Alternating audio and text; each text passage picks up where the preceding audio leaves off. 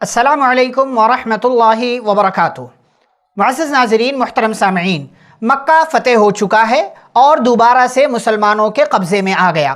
پیارے رسول صلی اللہ علیہ وسلم ابھی تک مکہ مکرمہ میں موجود تھے اور کل 19 دن تک آپ نے اس دوران مکہ میں قیام کیا۔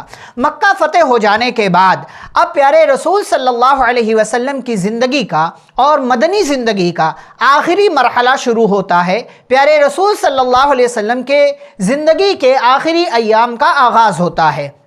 مکہ فتح ہو جانے کے بعد تقریباً تمام لوگوں نے اپنے آپ کو سرنڈر کر دیا، اپنے آپ کو پیارے نبی صلی اللہ علیہ وسلم کے حوالے کر دیا، لیکن حوازن اور ثقیف کے لوگوں نے اپنے آپ کو حوالے نہیں کیا۔ یہ وہ علاقہ ہے جسے حنین اور طائف کا علاقہ کہا جاتا ہے۔ پیارے رسول صلی اللہ علیہ وسلم پر اور مسلمانوں پر حملہ کرنے کے لیے حنین والوں نے، حوازن اور ثقیف کے لوگوں نے تیاریاں کرنا شروع کر دیا، اور مالک بن عوف کی قیادت میں ان کا ایک لشکر تیار ہوا، اور یہ لشکر دشمنوں کی یہ فوج اور دشمنوں کی یہ جماعت مسلمانوں پر حملہ کرنے کے لیے روانہ ہو گئی۔ اور ان لوگوں نے، مالک بن عوف وغیرہ نے، اپنے ساتھ جانوروں کو، بچوں کو اور عورتوں کو بھی ساتھ لے لیا، ساتھ رکھ لیا ان کو، یہ سوچ کر کے کہ جو لڑنے والے لوگ ہیں وہ کسی بھی حالت میں اپنے بچوں اور اپنی عورتوں، اپنے مال اور اپنی بکریوں، اپنے جانوروں کی وجہ سے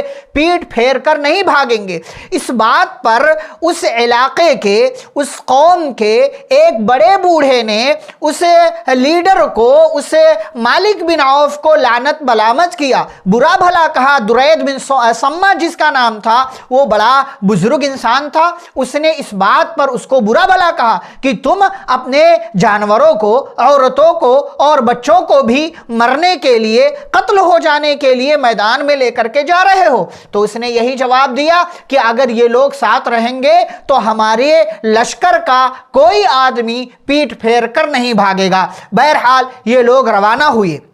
دشمنوں کا جاسوس لگا ہوا تھا رسول اکرم صلی اللہ علیہ وسلم کے بارے میں معلومات دینے کے لیے، وہ ناکام ہوا۔ صحابہ نے اس کو پکڑ لیا۔ نبی صلی اللہ علیہ وسلم نے جاسوسی کے لیے مقرر کیا ہوا تھا، آپ صلی اللہ علیہ وسلم کو کامیابی ملی اور پتہ چل گیا کہ حنین والے یہ ہم پر حملہ کرنے کے لیے مالک بن عوف کی قیادت میں آ رہے ہیں۔ چنانچہ پیارے نبی صلی اللہ علیہ وسلم نے تیاری کرنا شروع کر دیا، اور آپ صلی اللہ علیہ وسلم ابھی مکہ ہی میں موجود تھے۔ یہ 6 شوال سن 8 ہجری سنیچر یعنی ہفتے کا دن تھا، اور یہ مکہ میں آپ کا آخری دن تھا، 19واں دن تھا۔ آپ صلی اللہ علیہ وسلم یہیں سے حنین کی طرف روانہ ہوئے کہ چلیں ہم بھی نکلتے ہیں اپنے لشکر کو لے کر کے اور ان پر حملہ کر دیں گے۔ 12,000 کا لشکر آپ صلی اللہ علیہ وسلم کے ساتھ تھا۔ 10,000 وہ صحابہ تھے جو مکہ پر حملہ کرنے کے لیے فتح مکہ کے وقت آپ کے ساتھ موجود تھے، اور 2,000 مزید تعداد بڑھ گئی۔ یہ وہ لوگ تھے جو ابھی مسلمان ہوئے تھے، جو نئے مسلمان ہوئے تھے۔ پیارے رسول صلی اللہ علیہ وسلم اس لشکر کو لے کر کے آگے بڑھے۔ ایک مقام آیا جسے ذات انوات کہا جاتا ہے، وہاں پر لوگ آتے تھے اور پوجا وغیرہ، عبادت وغیرہ کیا کرتے تھے۔ آپ صلی اللہ علیہ وسلم سے بعض صحابہ نے جو ابھی نئے نئے مسلمان ہوئے تھے، آپ صلی اللہ علیہ وسلم سے ان لوگوں نے کہا، اے اللہ کے نبی ہمارے لیے بھی ایک ذات انوات بنا دیجئے جیسے ان لوگوں کے لیے ہے۔ آپ صلی اللہ علیہ وسلم نے کہا، میرے ہوتے ہوئے اس طریقے کا جملہ، جو جملہ بنی اسرائیل نے موسیٰ علیہ السلام سے کہا تھا، اجعل لنا الہا کما لہم آلہہ، کہ اللہ کے نبی موسیٰ علیہ السلام ہمارے لیے بھی ایک معبود بنا دیجئے جیسا ان لوگوں کے پاس بہت سارے معبود ہیں۔ نبی صلی اللہ علیہ وسلم نے ان کو ڈانٹا، اور پھر وہ لوگ مطالبہ کرنے سے باز آ گئے۔ اسی سفر میں جب آپ صلی اللہ علیہ وسلم آگے بڑھ رہے تھے، آپ صلی اللہ علیہ وسلم کے پاس 12,000 کا لشکر تھا۔ اتنی بڑی تعداد صحابہ کی نہیں ہوئی تھی، اتنا بڑا لشکر مسلمانوں کا اس سے پہلے نہیں تھا۔ تو بعض صحابہ کی زبان سے یہ جملہ نکل گیا کہ آج تو ہمیں کوئی نہیں ہرا سکتا، آج ہمیں کامیابی ملے گی، آج کامیابی ہمارے ہاتھ ہوگی۔ اتنی بڑی تعداد میں ہمیں کوئی کیسے ہرا سکتا ہے؟ بعض صحابہ نے اس پر فخر کا، عجب کا اور گھمنڈ کا اظہار کیا۔ آپ صلی اللہ علیہ وسلم نے ان کی اس حرکت سے روکا اور انہیں آپ صلی اللہ علیہ وسلم نے منع کیا۔ اور ابھی آپ صلی اللہ علیہ وسلم اپنے لشکر کو لے کر کے حنین نامی مقام پر پہنچے ہی تھے کہ مخالفین اور دشمنوں کی جانب سے اچانک اسلامی لشکر پر تیر اندازی کا حملہ شروع ہو گیا، اور اس اچانک حملے سے مسلمانوں میں بھگدڑ مچ گئی، مسلمان منتشر ہو گئے، پے در پہ تیر اندازی کا حملہ آ رہا تھا، یہاں تک کہ صحابہ بکھر گئے۔ آپ صلی اللہ علیہ وسلم کے پاس سوائے چند لوگوں کے کوئی اور نہیں رہ گیا۔ پوری جمعیت، پوری جماعت اور پورے صحابہ، پورا لشکر منتشر ہو گیا، بکھر گیا۔ ایسی صورتحال ہو گئی کہ پیارے نبی صلی اللہ علیہ وسلم کچھ صحابہ کے حلقے میں ہیں، کچھ صحابہ کے آس پاس آپ صلی اللہ علیہ وسلم موجود ہے، اور ایسی ہی صورتحال میں پیارے رسول صلی اللہ علیہ وسلم نے جوان مردی کا، مکمل بہادری کا مظاہرہ کیا اور کہا، لوگوں کہاں بھاگے جا رہے ہو؟ انا النبی لا کذب، انا ابن عبد المطلب، میں نبی ہوں، جھوٹا نہیں ہوں، میں عبد المطلب کا بیٹا اور عبد المطلب کا پوتا ہوں، آ جاؤ میرے پاس، کہاں بھاگے جا رہے ہو؟ پیارے نبی صلی اللہ علیہ وسلم نے اس کے بعد اپنے چچا عباس رضی اللہ عنہ سے کہا، عباس چچا محترم، صحابہ کو بلائیے، مسلمانوں کو بلائیے۔ حضرت عباس رضی اللہ تعالیٰ عنہ نے اونچی آواز سے پکارا، اور کہتے ہیں کہ میری آواز کے بعد صحابہ ایسے واپس بھاگ کر آئے کہ جیسے گائے اپنے بچوں کی طرف بھاگ کر کے جاتی ہے۔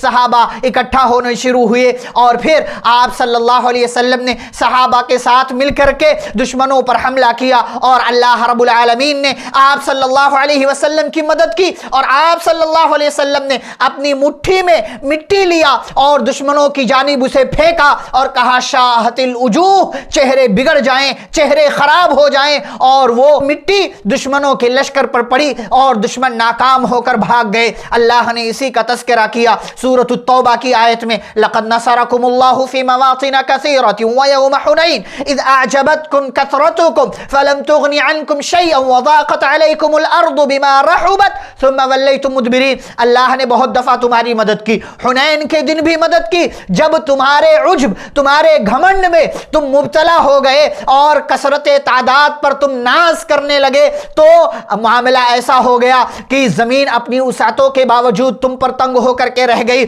معاملہ ایسا ہو گیا تم پیٹ پھیر کر بھاگنے لگے، لیکن پھر اللہ نے کرم کیا، ثم انزل اللہ سکینتہ علی رسولہ وعلی المؤمنین وانزل جنودا لم تروها۔ اللہ نے رسول کی مدد کی اور ایسا لشکر اتارا جس کو تم نے نہیں دیکھا۔ اللہ نے مدد کی اور مسلمان کامیاب ہو گئے، چہرے بگڑ گئے، دشمنوں کو شکست فاش ہو گئی۔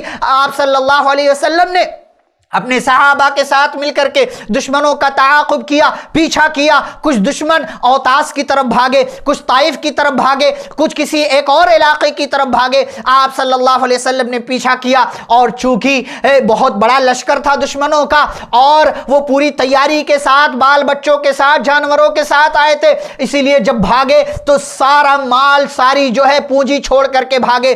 بہت سارا مال غنیمت جنگ حنین میں مسلمانوں کے ہاتھ آیا۔